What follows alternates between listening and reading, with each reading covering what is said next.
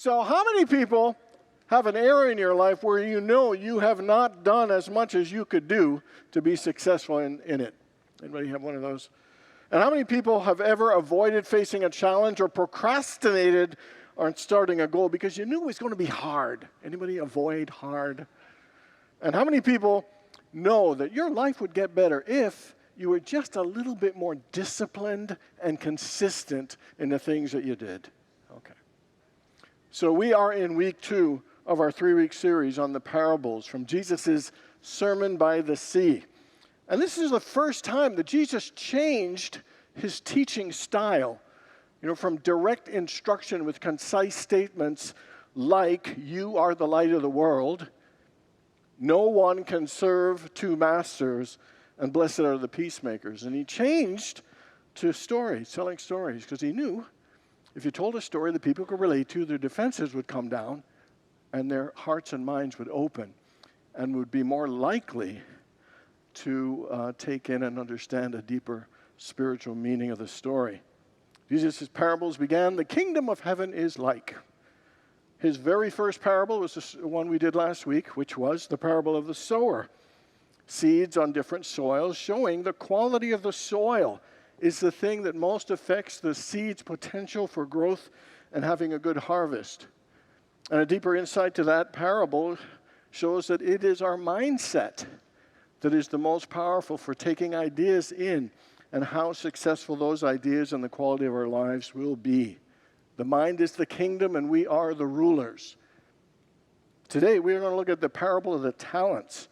Now, a talent is a large sum of money. They don't quantify how much it is, but it is a large amount of money. Because when you think of it, you think it's like a talent, like a skill, but it's actually money. And we're going to read it. And actually, in some versions, it's actually called the parable of the bags of gold. So this is talking about money. And so we'll read it first, and we'll look at the spiritual teachings that it has for us. Starting in Matthew 25:14.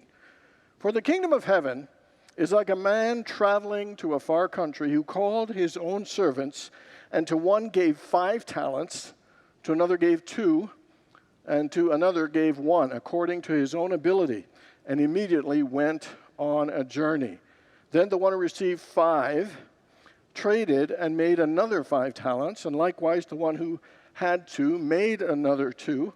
But the one who received 1 dug a hole in the ground and hid the Lord's money. After a long time, the Lord came back to his servants to settle accounts with them. So the one who received 5 talents said, 'I have gained 5 more talents.' And the Lord said to him, 'Well done, my good and faithful servant. I will make you rule over many things, and you will enter into my joy.' The one who also received 2 talents said that he had gained 2 more. And the Lord said to him, 'Well done, my good and faithful servant. You have done well with what I've given you. Now you can enter into your master's joy.' Then the one that received 1 came to the master and said, 'Lord, I knew that you are a hard man, reaping where you have not sown and gathering where you have not scattered seed. And I was afraid, and I went and I hid the talent in the ground. So there it is. This is what is yours.' But the Lord answered him and said, 'You wicked and lazy servant, you knew that I reap where I do not sow and gather where I have not scattered seed. So you ought to have deposited my money with the bankers, and at my coming I would have received back my money with interest. So take the talent from him and give it to the one who has 10. For he who has, more shall be given, and he will have an abundance.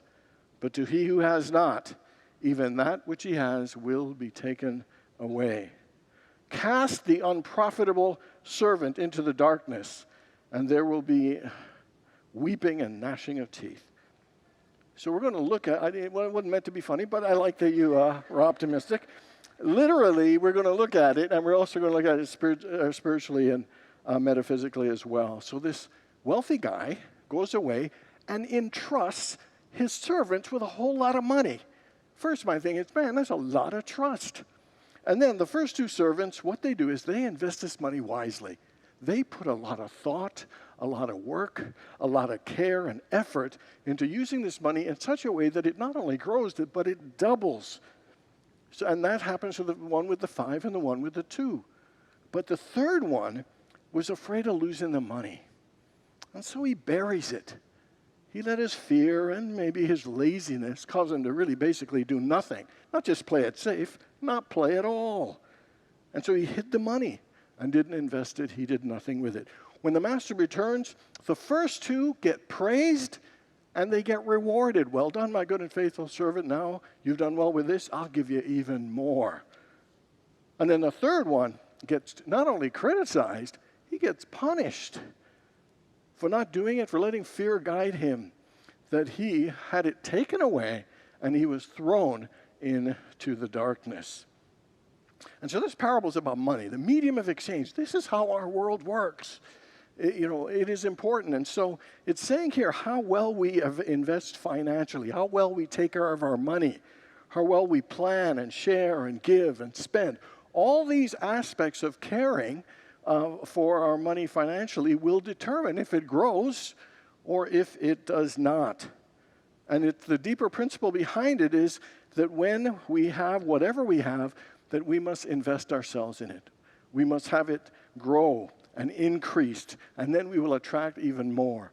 And the flip side is if we do nothing, and if we just live in fear, that we will lose even what we have, including our joy. And so let's look at it. So literally, you could tell it's pretty, face value stuff. So let's look at it metaphysically. And when we look at a story metaphysically in Unity, we take every single character, every aspect, and know that it's a part of our own consciousness. And so the master, or the wealthy man, really represents the Spirit of God, or that divine essence in us that is the source of everything. We are told that the master gave the talents. And this is saying that the master is the one that gives all good.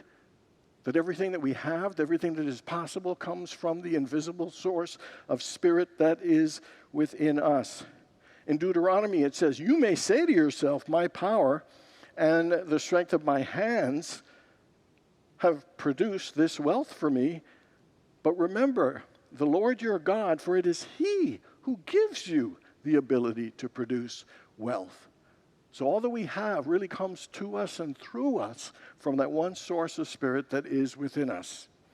And then the talents really represent all the gifts of spirit, all the different ways our lives are blessed or enriched. And it could be love, it could be our health, it could be our creativity, our vision, our musical talent or ability. It could be all of these various ways that we are blessed and enriched by Spirit. It is the invisible source of God that makes all of the good in our lives possible. And the big one is what the servants represent. They really represent our own consciousness, the various consciousnesses that we can have in life. And the one with 5, clearly this is a consciousness of abundance, a consciousness of prosperity, a consciousness that is willing to invest itself fully in all that it does. And the one with 2 is similar, but to a lesser degree. But the third one, it really is the one that buries, really represents the consciousness in us that it can be a consciousness of fear, a consciousness of lack and limitation, a consciousness of inaction that would rather hide and play things safe than risk and move forward and take greater actions. And so an important question for all of us to ask ourselves is, how fully are you investing yourself in your life? What are the areas that you aren't fully giving yourself to taking care of, like your health, your relationship, your dreams, your career, your spiritual life?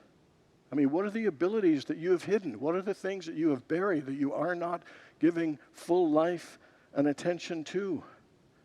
Where in your life is it time to take a risk, take a chance, and invest yourself fully in the thing that you desire to grow and increase? Paramahansa Yogananda does a really good job of taking this parable and taking it up a notch or two. That he literally says that it's not just about money, It's not just about these spiritual qualities in our lives, but the parable of the talents is 100% about your spiritual life, about your spiritual practice, about your spiritual discipline and the consistency of you using this great gift of the Spirit in us. And so let me read you his version. A master who has a hermitage has to go away and says to his 3 disciples, I want you to keep following the spiritual practices and disciplines.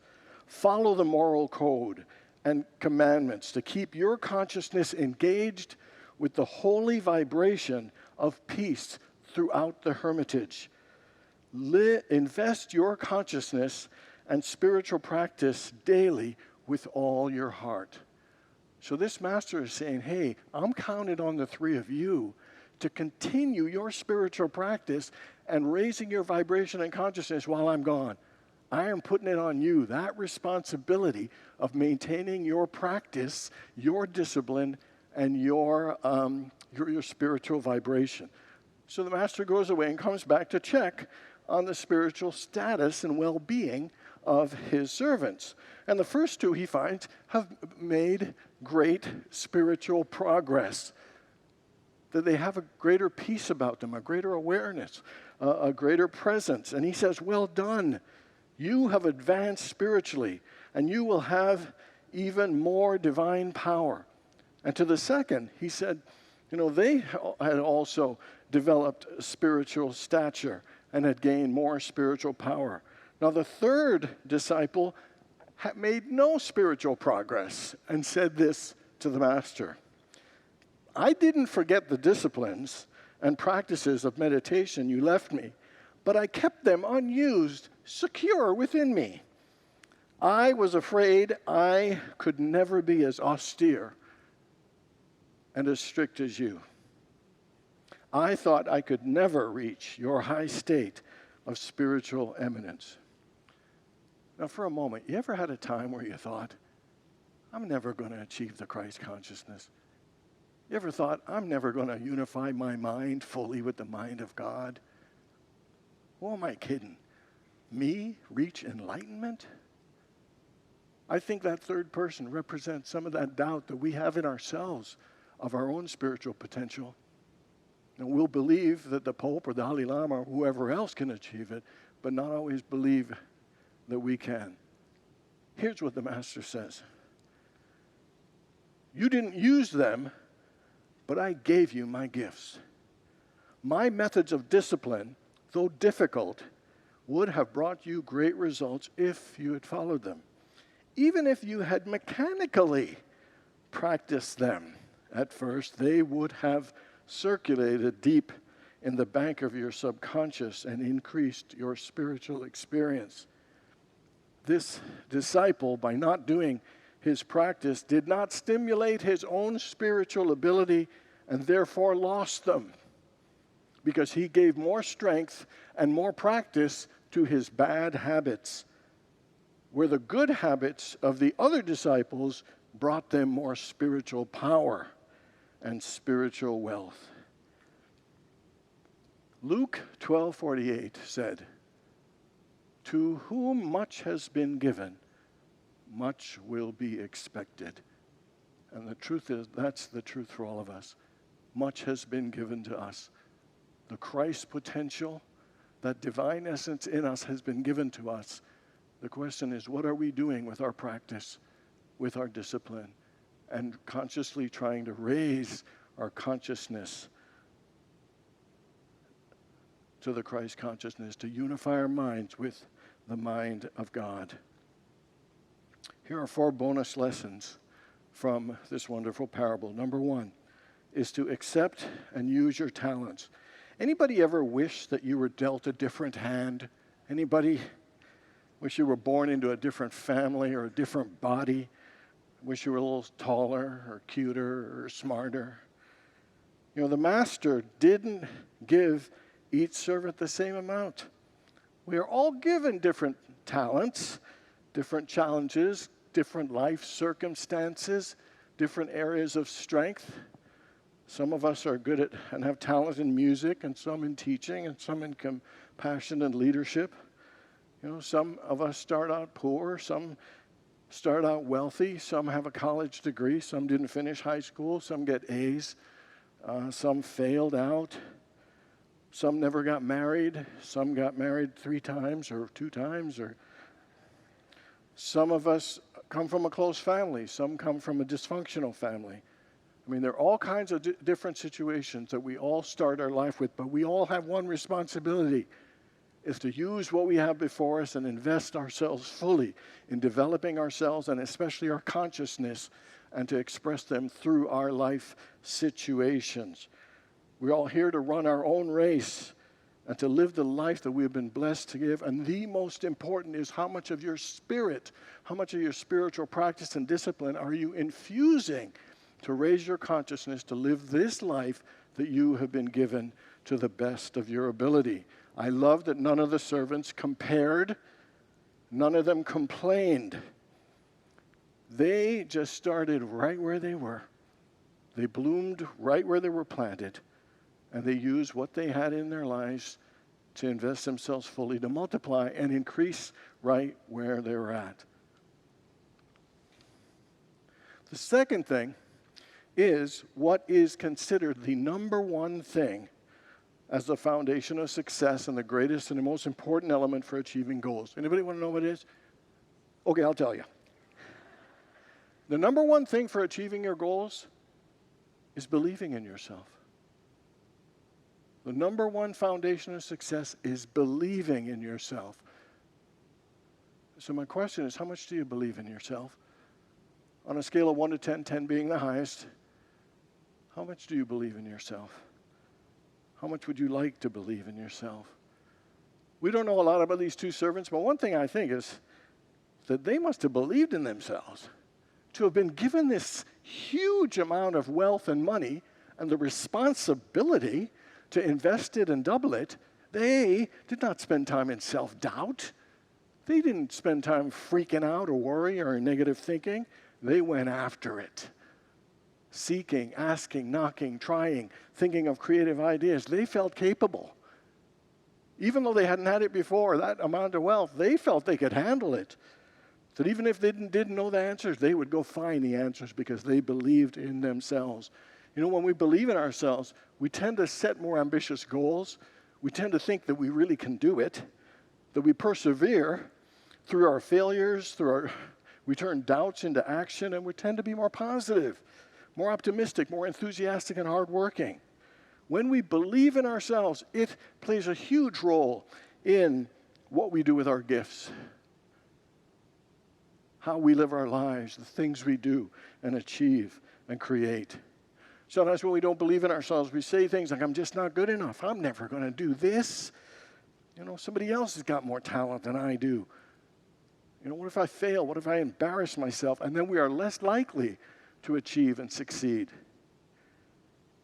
But when we believe in ourselves, we say and think things like, I'm capable. I'm confident. I can handle this. I can do this.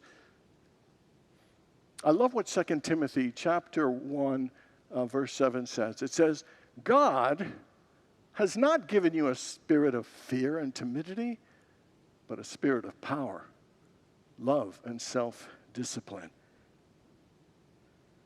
I am a powerful spiritual being. Together, I am a powerful spiritual being. Repeat after me. I am capable. I am confident. I can handle this.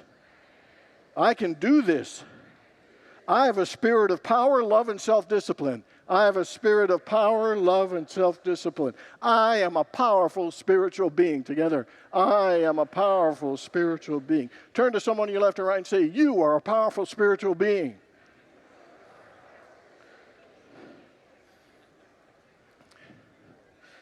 All right.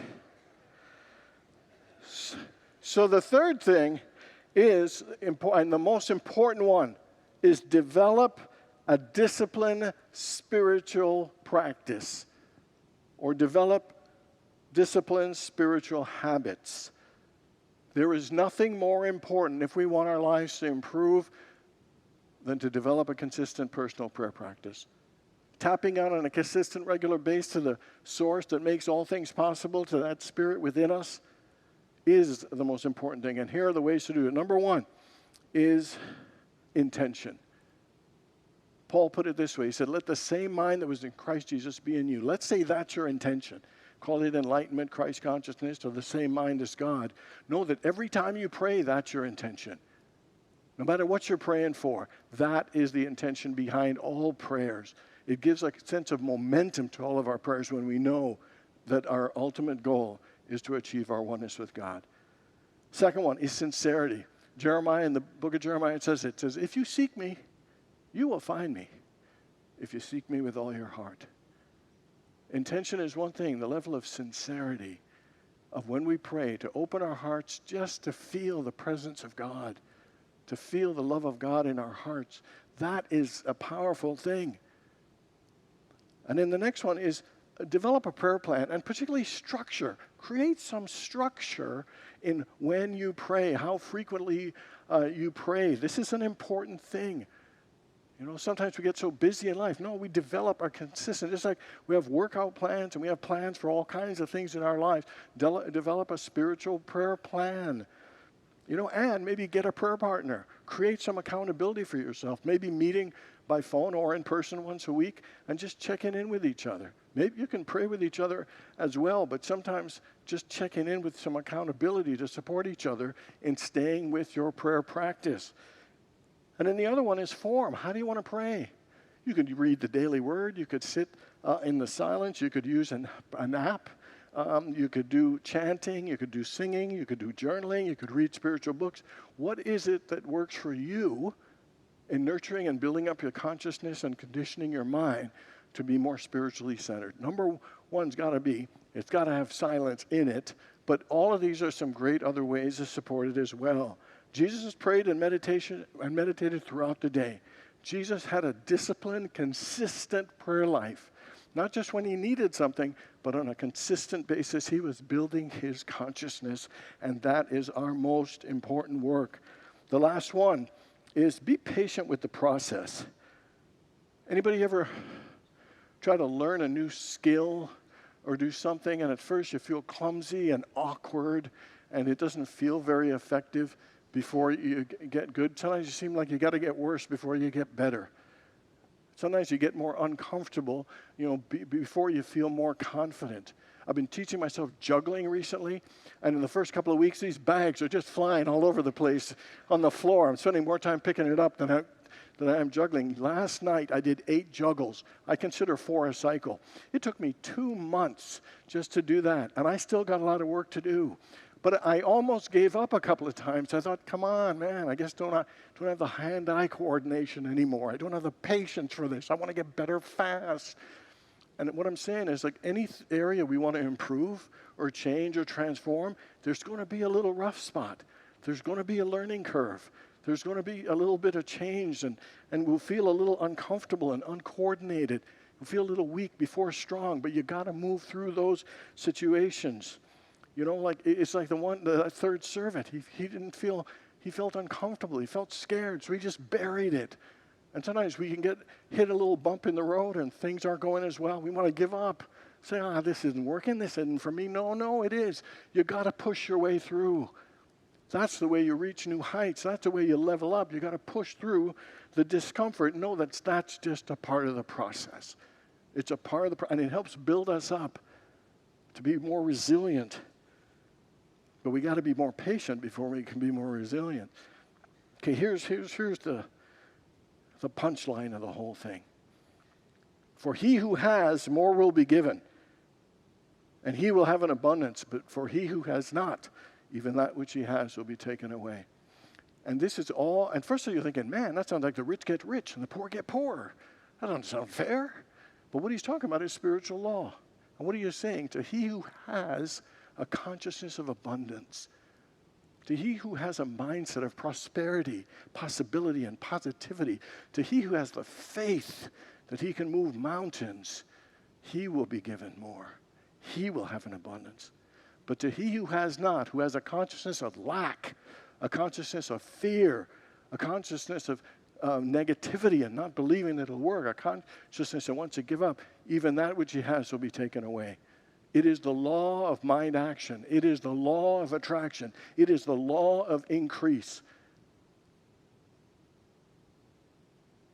A new minister was preparing for his first wedding.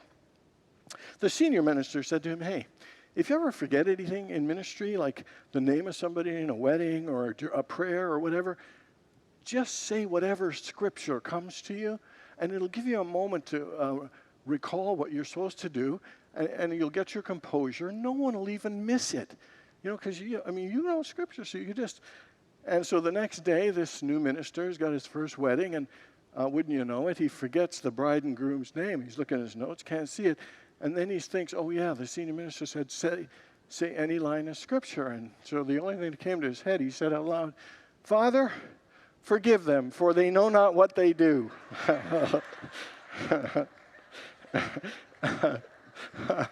All right. So here are the 4 bonus lessons again from the parable. Accept and use your talents. Don't complain. This is where you're meant to be. Just make the very best of it. Invest yourself fully in the life that you're living. Number 2, believe in yourself. You're a powerful spiritual being. You can do it. And number 3 is develop a disciplined spiritual practice. And that is the most important. A consistent, regular basis of disciplined prayer and opening your heart and mind to spirit. Most powerful thing you can do to improve your life. And third is be patient with the process. You can transform, you can change, you can level up, you can create a great life. But you got to have the patience to hang in there because things aren't going to go smoothly. Hang in there through the rough times, and your life will be transformed in amazing and wonderful ways. Whether it is money, spiritual qualities, or your spiritual consciousness. When you invest yourself fully, you will increase the good and abundance in all areas of your life. And that is the message of the parable of the talents. God bless you all.